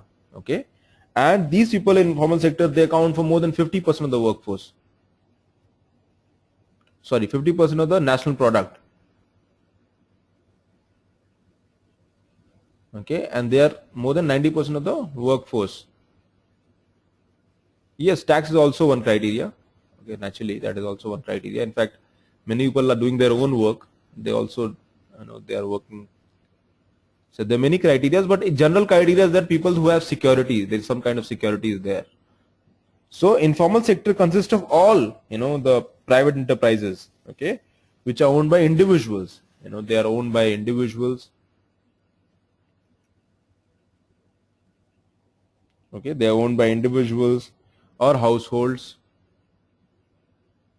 You go to a street vendor, he's in informal sector. You go to a person who who is in agriculture, who has little land and little resources. Okay, he's also in agriculture. He's also in, they are, and what they are involved in the sale of goods and services some way. Okay, and the number is less than 10 workers. Okay, let's say you have a partnership, but there are less than 10 workers. So that is a definition which is given by the government, and this sector is heterogeneous. Okay, mix. So question is, keeping with informal sector share in the total workforce. So share in the total workforce is more than 90%. 50% of national product is given by them, and this is the characteristics. Okay, what they do, they are individuals, household, in the sale of goods and services. They produce, they are, and the number is that they are less than 10 workers are usually taken as, in the informal sector, and they are heterogeneous in nature. Means each group is so much different from other group that you cannot say that there is a correlation, and also each groups have their own challenge or problems. So that is a good. Now question is that we have understood informal sector. Now what is the relevant inclusive measures? Now we have to critically examine them and their effectiveness. Okay, so it is same, just it's like what we discussed in the critical mixed economy model. The same way we're talking about informal sector, and we're critically analyzing the informal sector. Okay, so we're talking about, so we are taking all the aspect, all the dimensions of the questions I've been taking. So we understood this. Now we'll see what are the inclusive measures which are taken by government. Okay. What are the inclusive measures? There is Minimum Wages Act. Okay. There's a Minimum Wages Act 1948. It's a different thing that they are not paid under the Wages Act.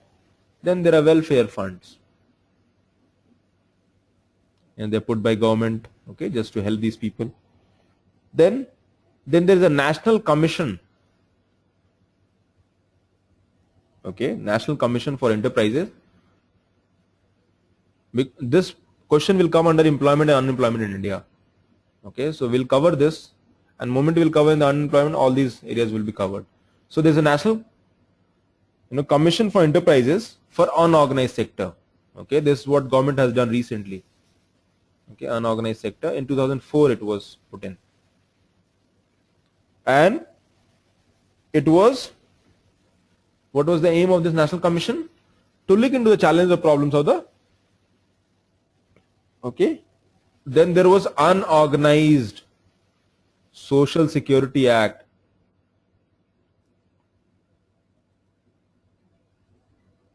Okay, 2008. So many measures. You need to remember 2, 3, 4, and don't remember all. There are more than 10, 15, 20. There are many, so many measures. But on a broader level, you should have an understanding 2, 3 areas. So 2, 3, 4 example if you have. So you know that these are the measures which have been taken by the government. Okay, then there are pensions also there, because when I talk about unorganized sector, there's a lack of social security, there's a lack of security benefits. So means, but here government has brought in Rashtriya Swasthya Bima Yojana, if you remember, Aam Aadmi Bima Yojana, that is also there. Okay, so these are some pension schemes. In fact, recently government has approved National Pension Scheme. Okay, that is also, even people from unorganized sector can participate. Okay, that is also an example. Okay, then there are your Manrega is also example. Okay, why? Because it is for unskilled labor. Okay, in rural area, they are focusing rural area. Okay, then there is a old pen. If you go to the government policies, there is Indira Gandhi National Old Age Pension Scheme. There are national recently last year, law was passed for street vendors. So that they are get all those kind of benefit insurance. So these are the measures. I've just taken few examples. So these are the measures. Now we have understood the informal sector, the contribution, and what are the measures. Now question is,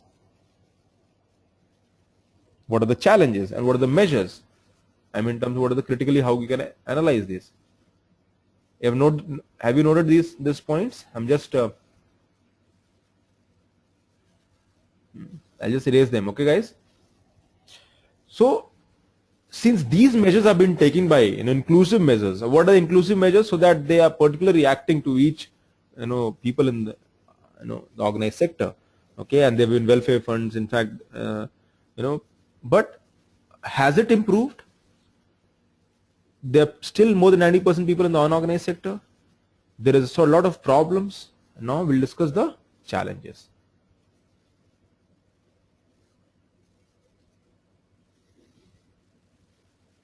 Okay, now let's say what are the challenges. Challenges, or rather, why these measures are not so effective? Because 90% population still there, more than 90%.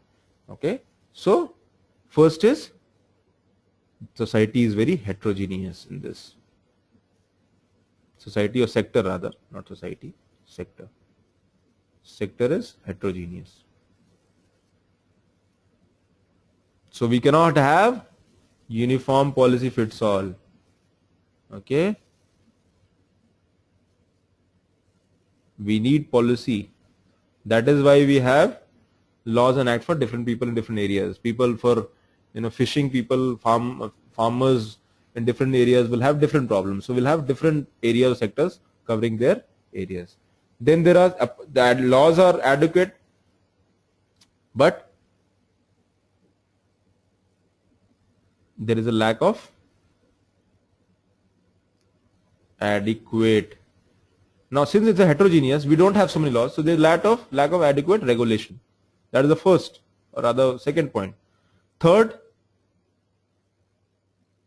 now that is it. Since these people in in unorganized sector, or rather in the informal sector, they are in unorganized. Now they are unorganized means they are not organized.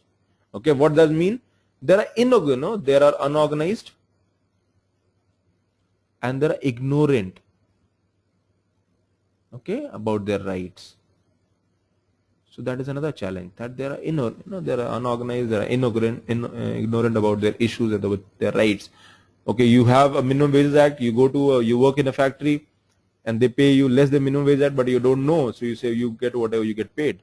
But if you're organized, you have a trade union, there's a proper understanding, they work for the benefits of the whole people, probably things would not be there. There will be more awareness, and that ignorance will come, will be gone, and eventually you'll be get paid as per the legal aspects. Okay, then only few areas are there, like there is a seva. Okay, there's welfare groups. Seva is self-employed women's association. There's a empowerment for women. Then welfare associations, only few are there. Okay, and trade unions also in few areas you have. In fact, they are more into. Then the biggest problem is poor implementation of law. Okay, that is the biggest problem. You have so much funds, but poor implementation of laws. Okay, then the laws are not executed. Poor implementation means minimum wages are the laws are not being honored. We talk about Minimum Wages Act, they are not being honored. Okay. Now we talk about Rashtriya Swasthya Bima Yojana, Aam Aadmi Bima Yojana, they are inadequate. What government gives them is pittance, very small amount. Okay, so it is inadequate. Though it does provide some kind of safety net. Okay, so overall, the 5-6 points are more than enough. So overall, what is it?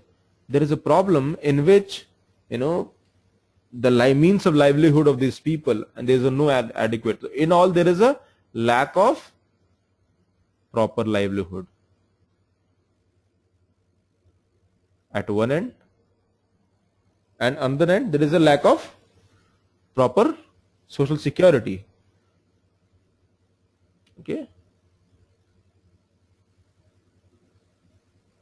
So government need to address this area with proper firm implementation of law and ensuring that people in these sectors should get social security benefit. They should have, the policies execution is more, more outcome based. The evaluation should be done. There should be more awareness should be brought in, and ultimately these people should be ensured a security. There is a fixed income. So then only we'll be able to ensure the goals of social justice. Okay, so under this question, keeping view of the informal sector, the share total workforce, critically examine the relevant inclusive measures initiated by the government and their effectiveness. So effectiveness is in question.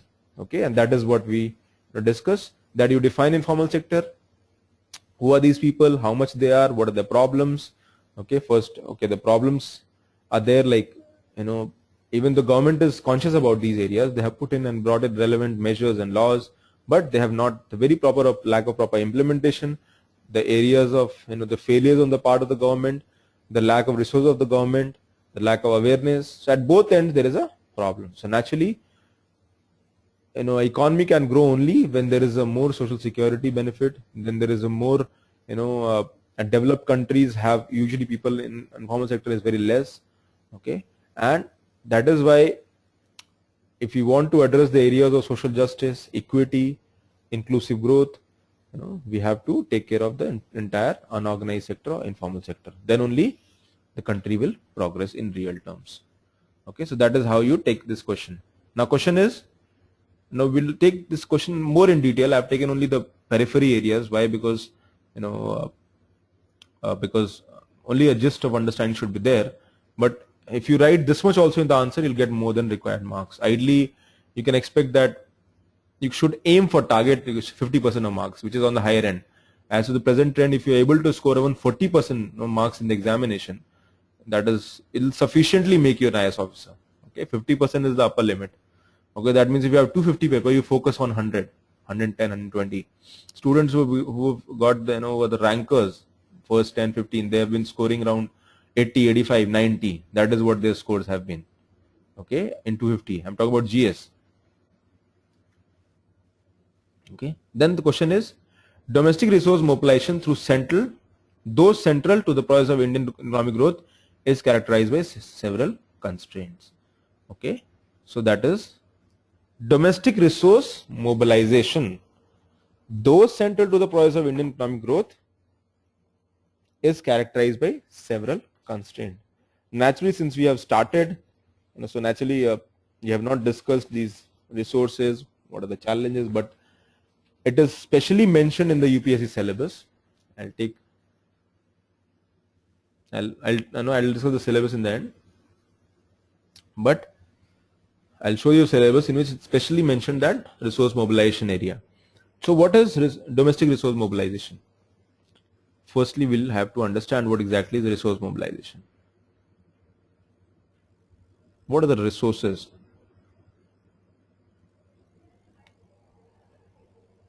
Okay, resources are needed for development, and they can come from domestic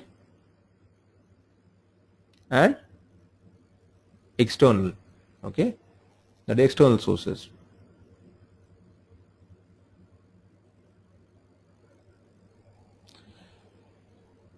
Ideally, the goal of our economy right from the self, it was import substitution, that we wanted to develop all our resources, ensure that the raw materials are being changed to finished products, and we are able to use those resources.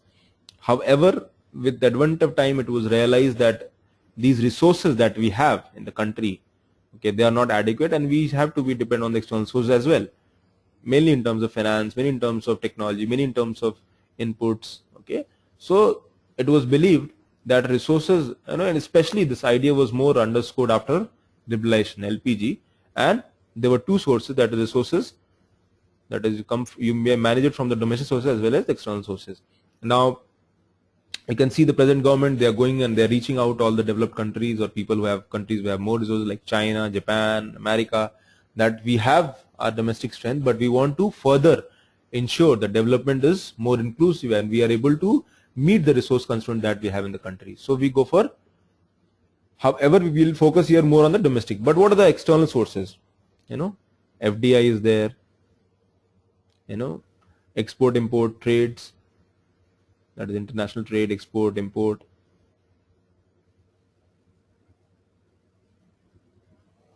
Okay, foreign aid, technical helps, technical inputs or technology transfer. Okay, even many times you give loan to some external countries, you get paid in the interest, that is also. Now what is domestic resources? Now that is clear, but focus in the resource, we are talking about domestic resource mobilization. Domestically resources, they come from households, okay, firms,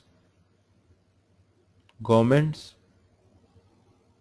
Okay, for household it means like the savings, if you have, okay, you can have savings in the in the bank, you can have your own savings. The firm generate profit, firms, household could have savings, the firms could have profit. Okay, and government can taxes. Okay, so household can generate through savings, firms can generate through profits, okay, and government will generate through taxation. Okay, and whatever taxation is one, there are non-tax revenues as well. So that is how these are the major sources in which the resources should come. Now since you have a basic, you draw a flow, that is what is domestic constraints, resources are these areas where they come. Now we can take individual areas and discuss what are the problems here. Okay, so the question here is that the savings and investment that will come in India through domestic sources,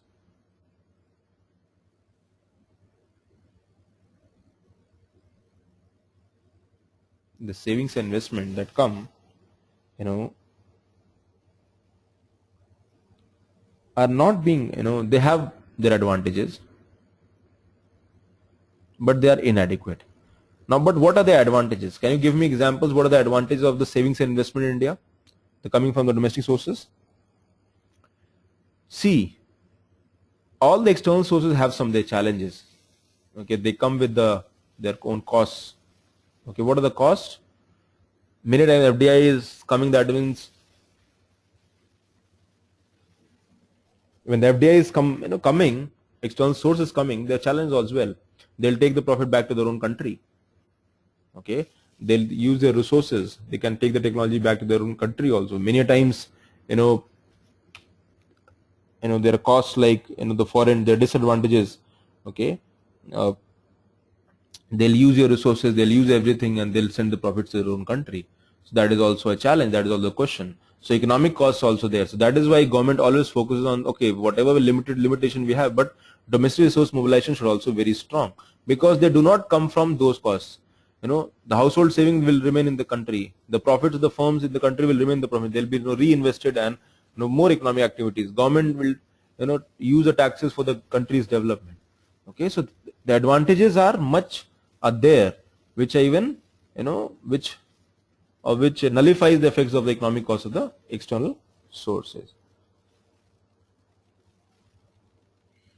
Now here, private sector, most important, because most of the resources are coming from here. Okay, the private sector, and the private sector has to play a very smart role, ensuring that government provides that requisite momentum and push. So here, government, let's say if you talk about the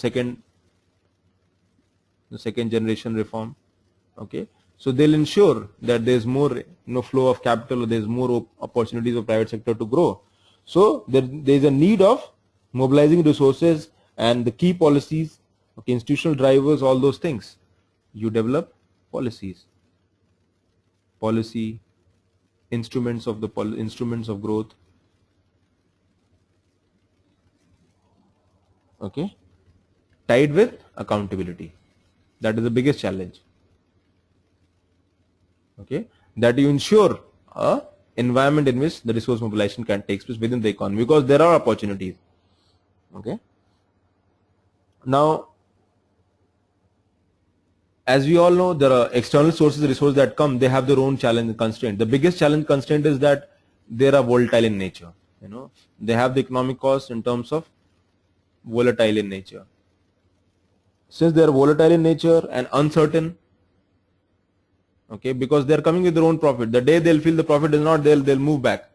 Okay, and such is the case is not so much in India. At least the capital would remain in the country, even if they go some other place. But here it's volatile, and that is what happens. The appreciation or depreciation currency happens because there are domestic resources. For the lack of domestic resource mobilization, we opt for the external sources, and that causes volatility in the sector. So that is why these are the areas. But challenges are there. What are the challenges? The challenges confronting countries like India. India is a developing country. Okay, India is a developing country, and it is obvious that there is a lot of poverty is there. Okay, resource constraint is there.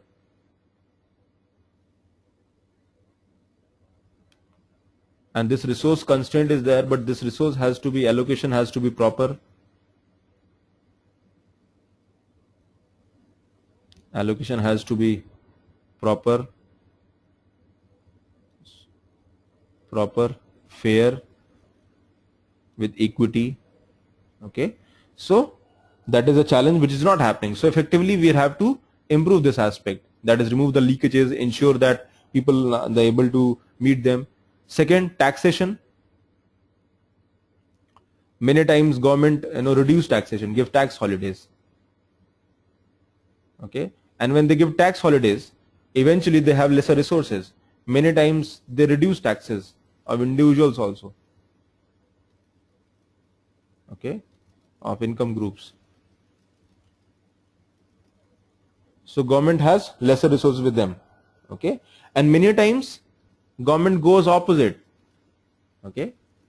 Now they say that, government says that no, we'll reuse these resources, the tax holidays and whatever money is, the disposable income is more with people or the factories or with the companies, organization, they'll reinvest in the economy and we'll have more.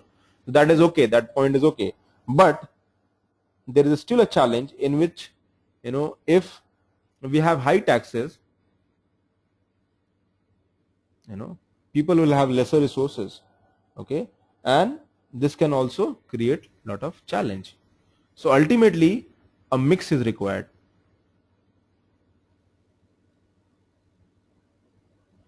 Okay, that means you try to balance. And so in overall the domestic resource mobilization, there are a lot of challenges. Challenges are there that the country is, there's a, the poverty is there, the scarcity is there in terms of resources, and that is why there is a aim should be to ensure that the resource should be quantified to a level where the challenge of the domestic economies are tackled properly. Government should ensure development of the local areas, ensure more resources, ensure that there is a mix of policies, ensure the corruption or lack of proper implementation of program goes down. There is more optimum utilization of those resources. The leakages have to be properly tackled. At the same time, government should go for a calibrated approach, even if it's taken from the external sources. Many times government focuses on the inflation targeting and you increase the prices. Okay, so that is also constrained the investment and growth. So overall, government has to take measures which not only ensures growth, but it also ensures price stability. And resource, if there is a challenge the resource constraint, government have to manage those resources. And very good example, many countries do not have the resources, but even though depend on external sources, but because there is so strongly optimum utilization resources that they're able to manage the challenges. A very good example is again Japan. Japan internally doesn't have the resources. It almost imports all the raw material. However, it exports the finished product in much better way. So that is how they have developed their skill. That their domestic resource mobilization is more towards ensuring that whatever is coming from outside, they put so much quality to that. So ultimately, that is helping in terms of creation of more value, money, and input to the society. And ultimately, they are able to maintain a higher level of growth. So domestically, they might have lesser resources, but they are using the external resources and they are creating more value to the domestic economy. So ultimately, resource mobilization is a huge challenge, but government have to ensure that a mixed is taken in which the external resources, and we focus more on the domestic here. That in the domestic resources, we will focus that the erosion of domestic resources should not take place, and there is a proper policies for the taxation. Okay, for example, you can give reforms. Example, you can give reforms with GST, DTC, more policies called clarity in law. For example, companies law is there. Okay, companies law, and ensure financial inclusion so that people are able to use and save the resources.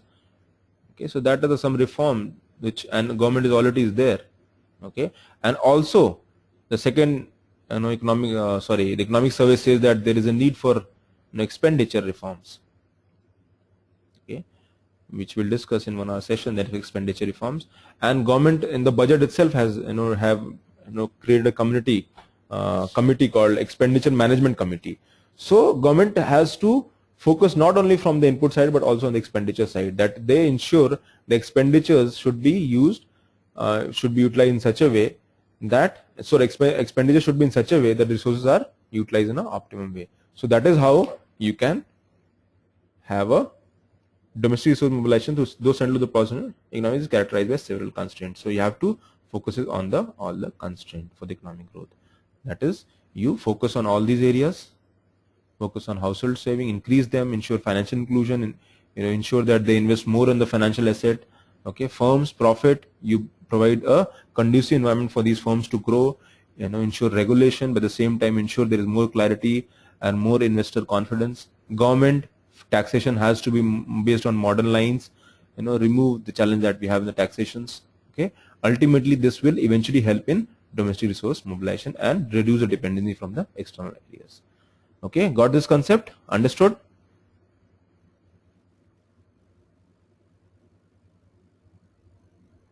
Okay, so thank you very much. That is all we have for today's session.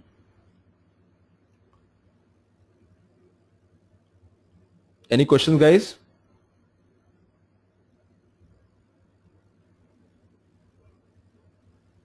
Hope you understood. See, I know these questions might have looked little on the little on the heavier side, but eventually when we'll do some sessions, because these questions are from the mains directly, so we'll have to take these concepts. We'll have to discuss these concepts in totality, and whatever is there in the syllabus.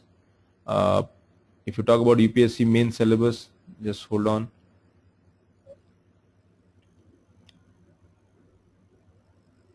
You can see the main syllabus, paper GS paper 3, and in that GS paper 3 you'll see, right, it is little heavy, especially in the end part. Okay,